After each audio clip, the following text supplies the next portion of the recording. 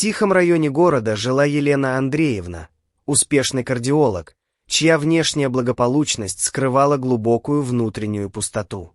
В свои 35 она достигла профессиональных высот, но личная жизнь оставалась болезненной темой. Особенно острой эта боль становилась рядом с ее лучшей подругой, Марией. Мария была воплощением всего, о чем мечтала Елена, красивая, успешная женщина, счастливая в браке с Андреем, харизматичным бизнесменом.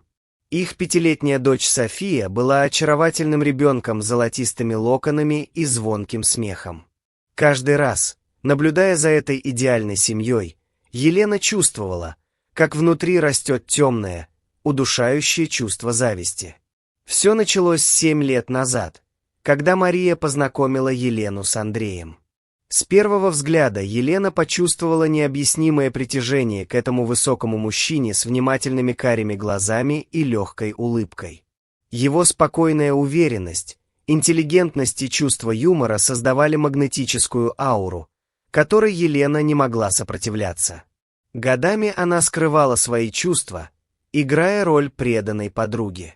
Она была свидетельницей на их свадьбе, держала на руках новорожденную Софию, проводила с ними выходные и праздники.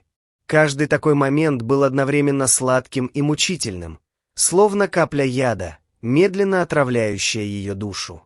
Постепенно мысли Елены становились все темнее.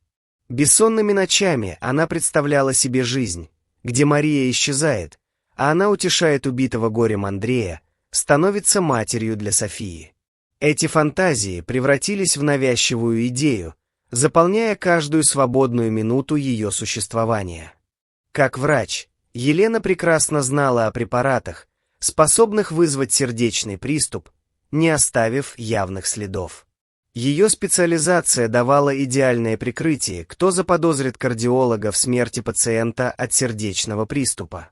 План созрел не сразу, он формировался постепенно, как раковая опухоль, пожирающая остатки ее человечности. Выбрав момент, когда Андрей был в командировке, Елена пригласила Марию на ужин.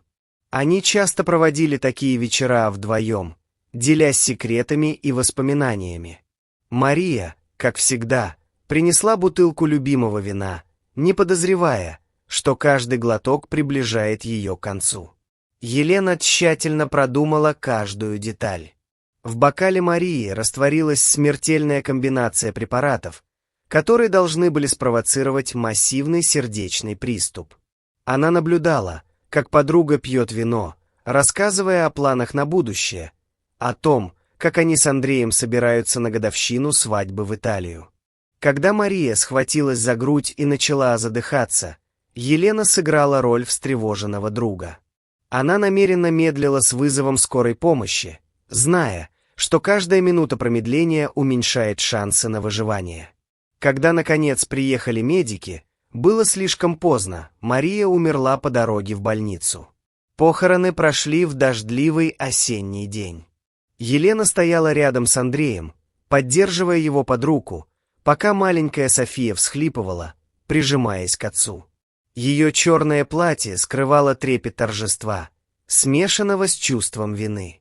В последующие недели Елена стала незаменимой. Она готовила еду, занималась Софией, поддерживала Андрея в его горе. Постепенно она стала все чаще оставаться в их доме, пока однажды не предложила переехать насовсем, аргументируя это заботой о психологическом состоянии девочки. Ее план работал идеально, пока однажды вечером, оставшись дома одна, она не услышала стук в дверь. На крыльце никого не было, только белый конверт лежал на коврике. Дрожащими руками она открыла его и прочитала: «Я все знаю». Записки продолжали появляться, каждая следующая более угрожающая, чем предыдущая. Последняя содержала ультиматум: встреча в заброшенном парке или разоблачение перед Андреем. Измученная страхом и паранойей, Елена решила пойти навстречу. Шантажистом оказался Дмитрий, сосед, живущий через дорогу. Елена едва знала его, тихий мужчина средних лет, который всегда вежливо здоровался. Как выяснилось, он давно наблюдал за ней, очарованный ее красотой и недоступностью. В тот роковой вечер он действительно зашел попросить зарядку для телефона, но стал свидетелем ее преступления. Условия Дмитрия были чудовищны, интимные встречи в обмен на молчание. Загнанная в угол, Елена согласилась, чувствуя, как ее тщательно выстроенный мир рушится.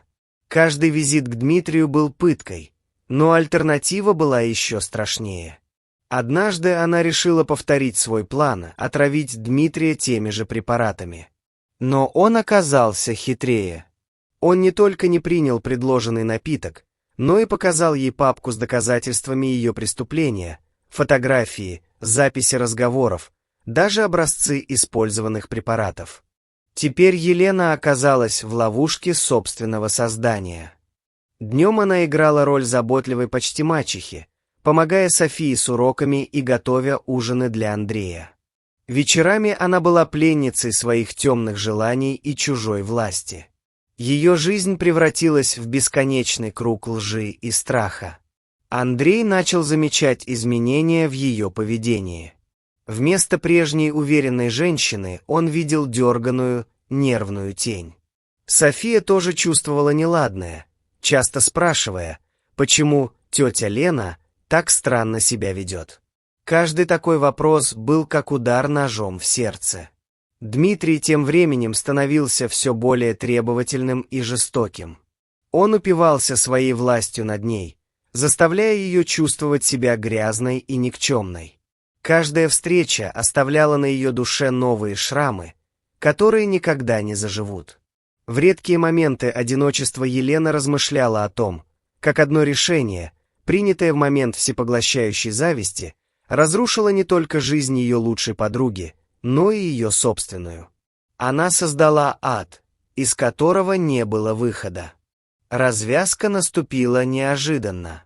В один из вечеров, когда Елена собиралась на очередную встречу с Дмитрием, в дверь позвонили.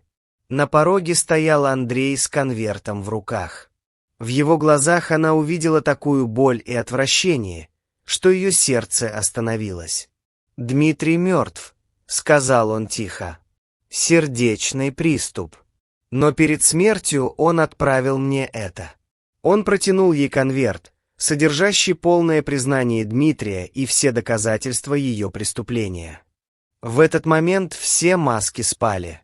Елена увидела в глазах человека, которого так долго любила, полное понимание того, кем она является на самом деле.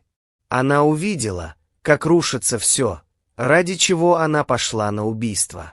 Полиция приехала через 20 минут. Пока ее уводили в наручниках, она видела, как София прячется за ноги отца, как соседи выглядывают из окон, как ее идеально выстроенный мир рассыпается, как карточный домик. Эпилог этой истории написан в стенах женской исправительной колонии, где Елена проводит свои дни, мучимая воспоминаниями и раскаянием. Каждую ночь ей снится Мария, счастливая и живая, и каждое утро она просыпается с осознанием того, что ее зависть и одержимость разрушили не только жизнь лучшей подруги, но и свою собственную. София выросла, не помня женщину, которая пыталась заменить ей мать. Андрей давно переехал в другой город, стараясь защитить дочь от тени прошлого. А Елена осталась наедине со своей совестью, которая оказалась самым жестоким тюремщиком. Эта история не просто рассказ о преступлении и наказании. Это история о том, как зависть может отравить душу, как одержимость может затмить разум, и как один неверный выбор может привести к необратимым последствиям. Это предупреждение всем, кто позволяет темным чувствам управлять своими действиями, забывая о человечности и морали. И, может быть, где-то в глубине души Елена наконец поняла, что настоящая любовь никогда не может быть построена на фундаменте лжи и предательства, а счастье, добытое ценой чужой жизни, неизбежно превращается в пепел.